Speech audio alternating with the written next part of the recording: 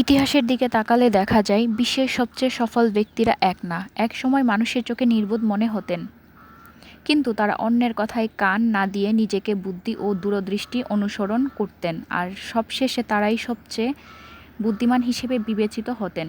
কারণ সফলতা কখনোই বাহ্যিক প্রদর্শনীতে নয়, বরং সঠিক সময়ে সঠিক সিদ্ধান্ত নেওয়ার মধ্যেই লুকিয়ে থাকে।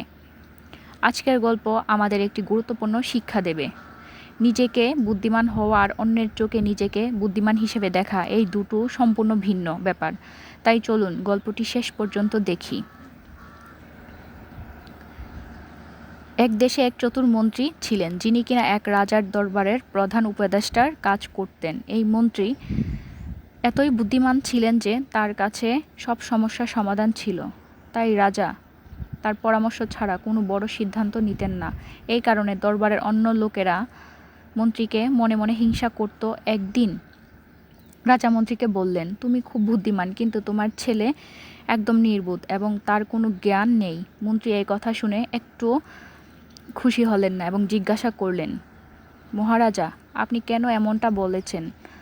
আপনি কেন মনে করেন যে আমার ছেলে নির্বোধ? রাজা বললেন, প্রতিদিন সকালে যখন আমি গ্রামের রাস্তায় জনগণের সাথে দেখা করতে যাই, তখন তোমার ছেলে সেখানে থাকে। আমি তাকে প্রতিদিন জিজ্ঞাসা করি, সোনার মূল্য বেশি নাকি রূপার, এবং প্রতিদিন সে উত্তর দেয় রূপা। এই কথা শুনে দরবারে সবাই হাসতে লাগলো, আর মন্ত্রীর মন খারাপ হয়ে গেল। তিনি কিছু না বলে সোজা বাড়ি গেলেন এবং ছেলেকে জিজ্ঞেস করলেন, বলো তো কোন ধাতুর মূল্য বেশি, সোনা নাকি রূপা? ছেলে সঙ্গে সঙ্গে বলল, অবশ্যই সোনা। মন্ত্রী তখন বললেন, তুমি যদি জানো যে সোনার মূল্য বেশি, তবে তুমি প্রতিদিন রাজার সামনে ভুল উত্তর দিয়ে কেন বলো যে রূপার মূল্য বেশি? ছেলে উত্তর দিল, বাবা, প্রতিদিন সকালে রাজা বাজারে আসেন এবং আমাকে ডেকে আমার সামনে দুটো মুদ্রা রাখেন, একটি সোনার একটি রূপার। তারপর বলেন, যে মুদ্রার মূল্য বেশি তা নিয়ে নাও। আমি রূপার মুদ্রাটি তুলে নিই, আর রাজা হেসে চলে যান। মন্ত্রী তখন জিজ্ঞাসা করলেন, কিন্তু তুমি প্রতিদিন রূপার মুদ্রাই কেন তুলে নাও? আজ তো তোমার জন্য পুরো দরবারে সবাই হাসাহাসি করেছে। ছেলে তখন তার বাবার হাত ধরে নিজের ঘরে নিয়ে গেল এবং একটি বাক্স খুলে বাক্স ভর্তি ছিল রূপার মুদ্রা। এটা দেখে মন্ত্রী অবাক হয়ে বললেন, তুমি এত রূপার মুদ্রা কিভাবে ফেলে? ছেলে বলল, বাবা, এই সব মুদ্রা রাজা আমাকে দিয়েছেন। রাজা প্রতিদিন আমাকে একটি করে রূপার মুদ্রা দেন আর আমি সেটাই নিয়ে নিই, কিন্তু আমি জানি যদি আমি একদিন সঠিক উত্তর দিয়ে সোনার মুদ্রা নিয়ে নেই, তবে রাজা এটাকে তার ক্ষতি মনে করবেন। তিনি বুঝবেন শুধু শুধু অন্যকে সোনার মুদ্রা দেবার কোনো মানে নেই। তখন তিনি আমাকে আর কিছু জিজ্ঞাসা করবেন না, আর আমি প্রতিদিন এই রূপার মুদ্রাটিও হারাবো। রাজা আনন্দ পান যখন আমি রূপার মুদ্রা নিয়ে বলি যে রূপা সোনার চেয়ে বেশি মূল্যবান।